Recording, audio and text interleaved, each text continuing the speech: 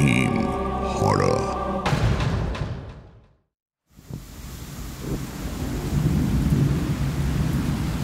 বাইরে তখন ভীষণ ঝড় উঠেছে। আকাশে চাঁদ নেই, বাতাসে ভেজা মাটির একটা গন্ধ। গ্রামের রাস্তায় তিনটে ছায়া হাঁটছে, কুন্তল, অর্ঘ্য আর ঐশিকী। ওরা এসেছে ডকুমেন্টারি শুটে। বিষয় বাংলার হারিয়ে যাওয়া প্রাসাদ ও লোকগল্প। এই তিনজনের গন্তব্য ঘটকপুর রাজবাড়ি। কিন্তু গন্তব্যের পথে বৃষ্টি আর কাদা মিশে একেবারে একাকার। গাড়ি আটকে পড়েছে ওদের। ফোন খুলে দেখল কোনো সিগন্যাল নেই। একটা দোকানের সামনে আশ্রয় নিলে একটা বুড়ো দোকানি ফিসফিস করে বলল, এই রাত্রে ঘটকপুর যেও না বাবু, রাস্তা ভেসে গেছে বৃষ্টির জলে। সামনে সামনে পুরনো একটা নবাব বাড়ি আছে, ওই নবাব বাড়ির বাইরের বারান্দাটায় রাতটা কাটিয়ে নিয়ে ভোরবেলাতে চলে যেও। ওখানে ওখানে কেউ যায় না, আর তোমরা ভুলেও ওই বাড়ির ভেতরে একদম ঢুকবে না। ভেতরে গেলে কিন্তু চরম বিপদ হতে পারে। বুড়োর ওই কথাটা শুনে ওরা একে অপরের দিকে তাকালো। ওদের চোখে সন্দেহ আর মুখে ক্লান্তির ভাব প্রকাশ পাচ্ছে। তাই শেষমেশ অর্ঘ্য বলেই ফেলল, দেখ ভাই, এই বৃষ্টি থামছে না, কোনো কোনো মানে থাকার জায়গা অবধি নেই। তাই বলি চল রাতটা ওখানেই কাটানো যাক। ঐশিকী নরম গলায় ভয় পেয়ে বলল, এই লোকটার গলাটা কেমন যেন, তাই না? আমার না কেমন ভয় ভয় করছে। এই বাড়িটার ভেতরে আবার ভূত নেই তো? কুন্তল বলল, দেখ হয়তো ভূত নেই, কিন্তু কিন্তু কিছু তো একটা আছে, যার জন্য লোকটা আমাদেরকে সাবধান করলো। এটা তোরা বুঝছিস না কেন? আর কোনো উপায় না থাকায় তিনজন এগিয়ে গেল অন্ধকারের মধ্যে।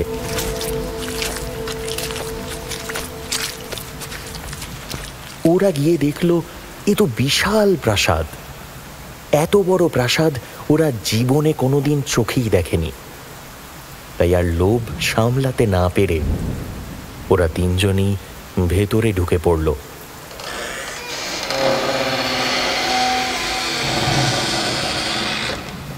দরজাটা ঠেলে খোলার সাথে সাথে অন্ধকার যেন গিলে ফেলল ওদের। ভেতরে ঢুকতেই চামচিকির একটা দল উড়ে গেল। চারিদিকে মাকড়সার জাল, ফাঙ্গাসে ভরা, আর বাতাসটাও যেন কেমন একটা বড্ড ভারী গোছে। এমন সময় ঐশিকী ওর টর্চটা জ্বালিয়ে বলল, অর্ঘ্য, এই জায়গাটা দেখ, ঘরের ভেতরটা কেমন যেন চোখে তাকিয়ে আছে মনে হচ্ছে। ঠিক, ঘর আবার চোখে তাকায় নাকি? কি যে বলিস না তুই ঐশিকী।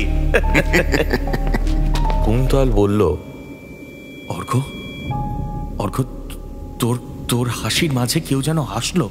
আমি আমি ঠিক স্পষ্ট শুনেছি। তুই শুনলি কি? কি বলছিস তুই? কোথায়?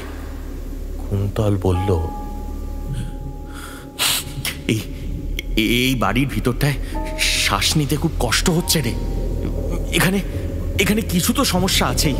আমার মনে হয় কি জানিস, এখানে এখানে আমরা তিনজন ছাড়াও আরো একজন কেউ আছে। এদিক ওদিক জিনিসপত্র দেখতে দেখতে হঠাৎ টর্চটা নিভে গেল। অন্ধকার যেন আরো ঘন হয়ে উঠেছে। ঐশিকী বলল, টর্চটা নিভল কেন? ফোনটাও তো সুইচড অফ। অর্ঘ্য বলল, এ কি, আমার তো মোবাইলটাও বন্ধ হয়ে গেছে রে। এই ওই ওই আওয়াজটা কিসের রে?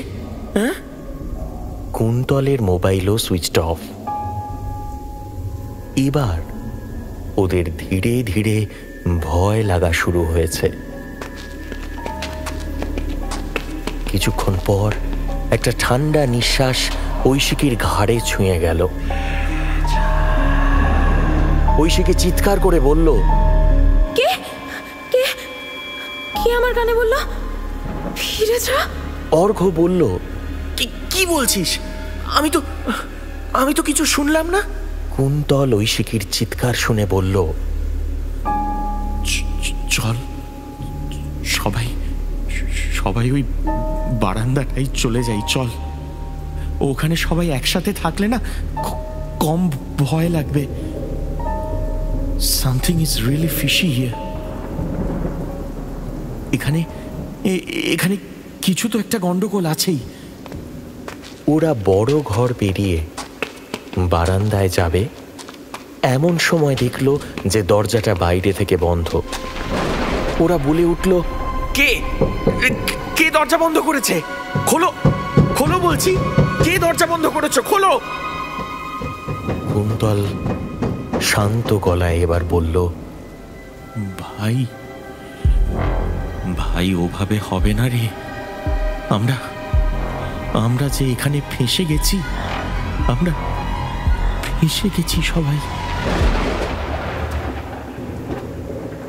ওরা ফিরে আসলো বড় ঘরের দিকটায়।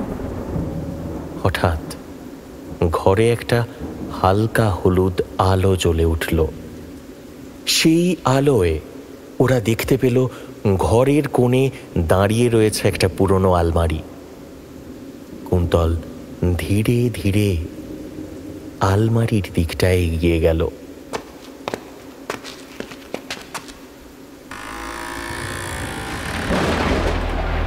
আলমারির দরজাটা খুলতেই হঠাৎ একটা তীব্র গন্ধ ছড়িয়ে পড়ল গোটা ঘর জুড়ে, যেন অনেক দিনের পুরনো শুকনো একটা রক্তের গন্ধ। কুন্তল এবার দেখতে পেল ভেতরে ঝুলছে বিরাট জীর্ণ একটা কাপড়, আর তার ফাঁকে রয়েছে একটা লাল কাঁচের চশমা। কুন্তল বলল, এখানে একটা অদ্ভুত চশমা রয়েছে, আর চশমার কাঁচটা রক্তের মতো লাল। অর্ঘ্য বলল, একবার পরে দেখ না, একবার পরে দেখ কেমন লাগে। কুন্তল বলল, বলছিস পরবো? আচ্ছা দাঁড়া।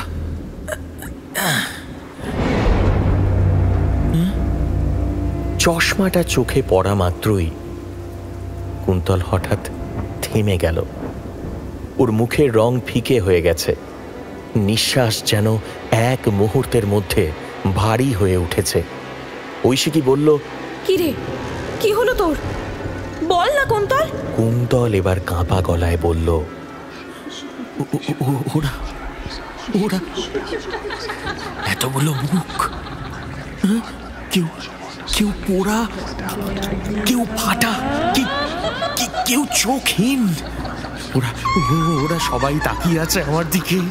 ওরা হাসছে, ওরা তাকিয়ে আমার দিকে হাসছে। বলছিস কি? তারা তাকিয়ে আছে তোর দিকে? আমি তো কিছুই দেখতে পাচ্ছি না। হঠাৎ চারদিক থেকে কণ্ঠ ভেসে এলো। ফিসফিস, কান্না আর হাহাকার মিলে মিশে সেই কণ্ঠে একাকার। তারপরই একজন বৃদ্ধার কণ্ঠ, হুজুর, আপনি ফিরে এলেন। ক্ষমা করুন হুজুর, ক্ষমা করুন, আমাদের ছেড়ে দিন। আর একজন বলল, আমরা আপনাকে চিনতে পারিনি প্রথমে নবাব সাহেব। আমাদের বড় ভুল হয়ে গিয়েছে, ক্ষমা করুন আমাদের। কুন্তল হালকা ভয় পেয়ে বলল, কিরে, ওরা আমাকে নবাব ভাবছে কেন? অর্ঘ্য বলল, কুন্তল চোখ থেকে চশমাটা খুলে ফেল, চোখ থেকে খুলে ফেল ওটা। কুন্তল চশমাটা টান মেরে খুলতে গিয়েও পারল না। চশমাটা যেন ওর মুখের সঙ্গে, ওর চোখের সঙ্গে একেবারে লেগে গিয়েছে। হঠাৎ বাইরে প্রচন্ড জোরে একটা বজ্রপাত হলো,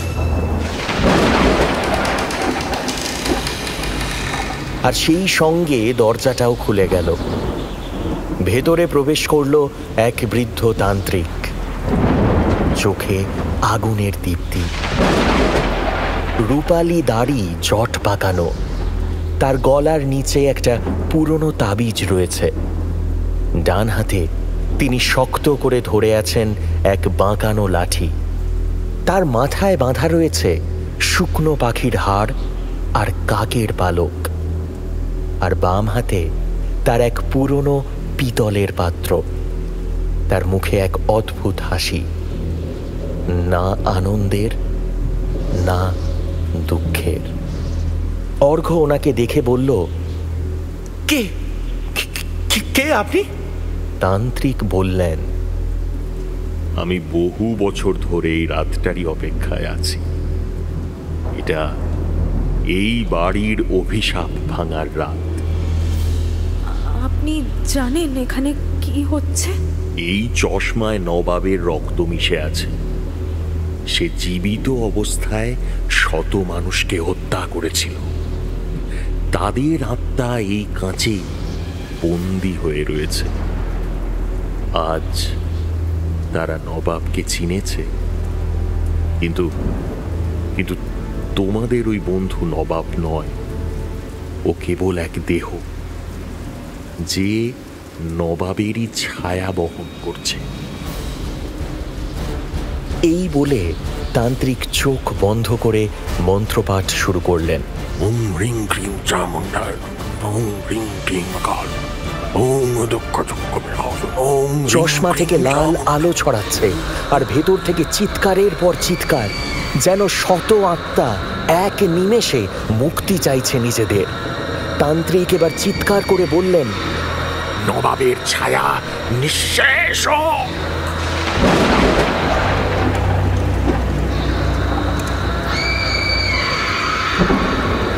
একটা প্রচন্ড শব্দ হলো, তারপর চারিদিক নিস্তব্ধ হয়ে গেল।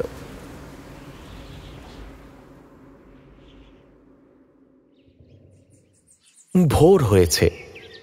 চশমাটা মাটিতে পড়ে আছে ভাঙা অবস্থায়, কিন্তু সেই তান্ত্রিক এখন আর ওখানে নেই। রাতের ওই যুদ্ধের পর তিনজন ক্লান্ত হয়ে ঘুমিয়ে পড়েছিল কোনো একটা সময়। নাকি ওই তান্ত্রিক জাদু বলে ওদের ঘুম পাড়িয়ে দিয়েছিল, সেটা কেউ জানে না। ওরা এবার ওদের ডকুমেন্টারি শ্যুটের জন্য বাইরে বেরিয়ে এলো। সূর্যের আলো ওই নবাব বাড়ির জানালায় পড়তেই আলোটা কিছুক্ষণ লাল হয়ে ঝলসে উঠল। কুন্তল এইবার ফিরে তাকালো। ভাঙা কাঁচে তখন সূর্যের আলোয় এক ছায়ামুখ হাসছে। তারপর অদৃশ্য কোনো একজন বলে উঠল, ধন্যবাদ হুজুর, ধন্যবাদ। এবার আমরা মুক্ত। হারহিম হরর আপনারা শুনতে পারেন এক্সক্লুসিভলি মির্চি বাংলার ইউটিউব চ্যানেল এবং গানা অ্যাপে।